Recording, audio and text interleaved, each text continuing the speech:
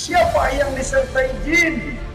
Menurut Quran surat 72 ayat 19, namanya Muhammad. Kasus dugaan penistaan agama Muhammad Kece sedang didalami.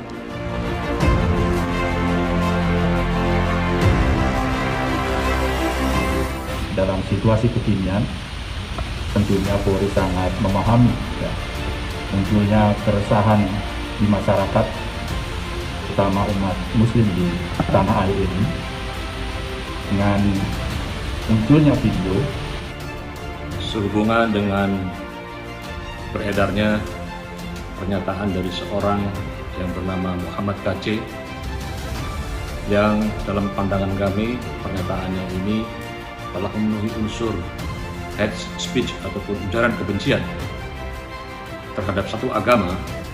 Assalamualaikum warahmatullahi wabarakatuh. Alhamdulillah Rabbil Alamin. Segala puji dinaikkan kehadirat Tuhan Yesus Bapa di surga, yang layak dipuji dan disembah. Yang dilakukan oleh saudara Kece ini bukan hanya menghasut, menebarkan kebencian sesama umat antar beragama, tetapi lebih daripada itu, yaitu penodaan terhadap agama kami, agama Islam. Siapa yang sombong? Tentu orang yang disertai jin. Siapa yang disertai jin? Menurut Quran surat 72 ayat 19, namanya Muhammad. Muhammad ini dekat dengan jin. Muhammad ini dikerumuni jin. Muhammad ini tidak ada ayatnya dekat dengan Allah. Kami mengecam keras pernyataan dari Muhammad KC karena ini dapat mengganggu kerukunan antar umat beragama yang telah dibangun selama ini dengan luar biasa indahnya. Tidak ada ayatnya yang menyatakan Muhammad bersama Allah. Yang mengutus dengan yang diutus berbeda paham. Berbeda bagaimana? Yang mengutus memerintahkan supaya saling mengasihi manusia. Tapi utusannya mengutuskan supaya membunuh manusia. Kan tidak sepaham antara yang mengutus dengan yang diutus. Kami sebagai pelapor ya, dari Barisan Ksatria Nusantara, itu setelah melihat dan mempelajari tayangan-tayangan yang disampaikan oleh saudara MKC ini, sungguh sangat meresahkan. Banyak kiai, alim ulama, habaib yang WA ke kami. Beliau sangat resah dengan apa yang disampaikan oleh saudara KC ini. Mendesak kepada aparat keamanan, kepada kepolisian untuk mengusut tuntas, menegakkan hukum dan perundang-undangan secara adil atas kasus saudara Muhammad KC ini. bahwa Polri akan menuntaskan peristiwa ini secara profesional.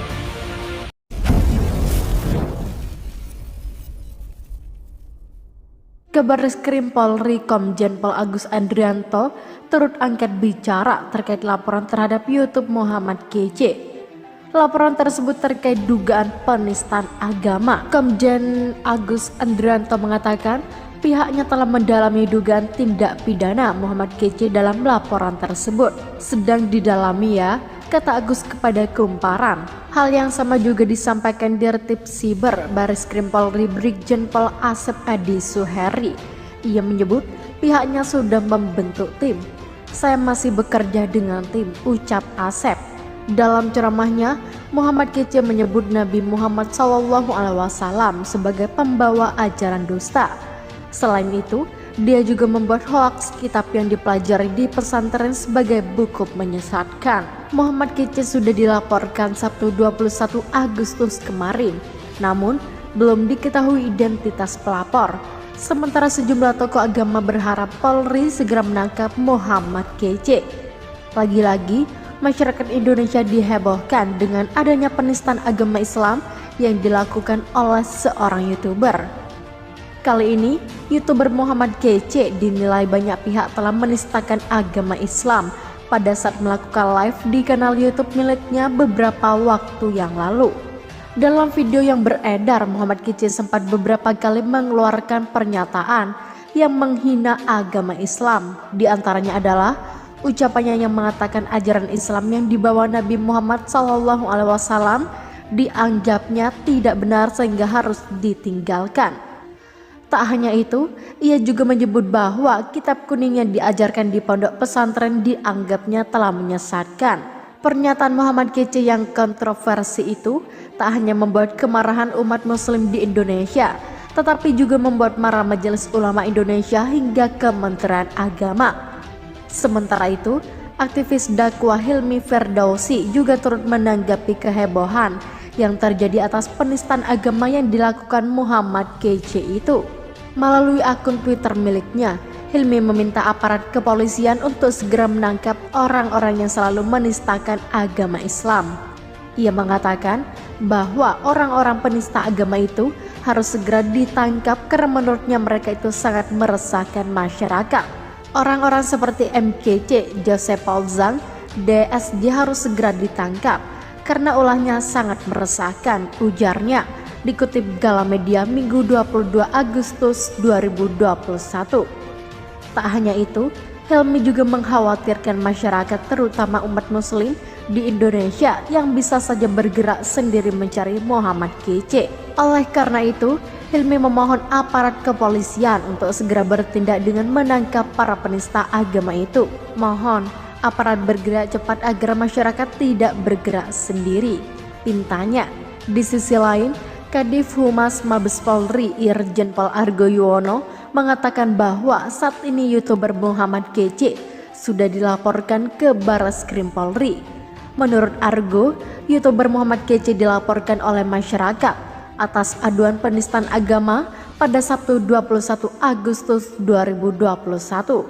Akan tetapi, Argo tak menyebut secara detail siapa masyarakat yang sudah melaporkan YouTuber Muhammad Kece tersebut.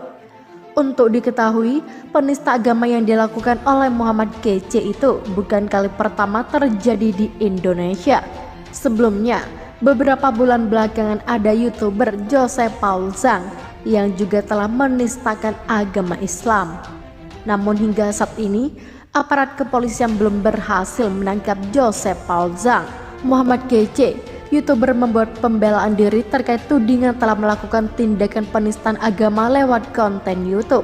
Akibat tindakan itu, pemilik akun @muhammadkece diketahui telah dikecam Majelis Ulama Indonesia dan Menteri Agama Yakut Khalil Qaumas. Terbaru, Kadif Humas Polri Irjen Raden Prabowo Argo Yuwono menyatakan telah menerima aduan masyarakat terkait konten yang dibuat oleh Muhammad Kece.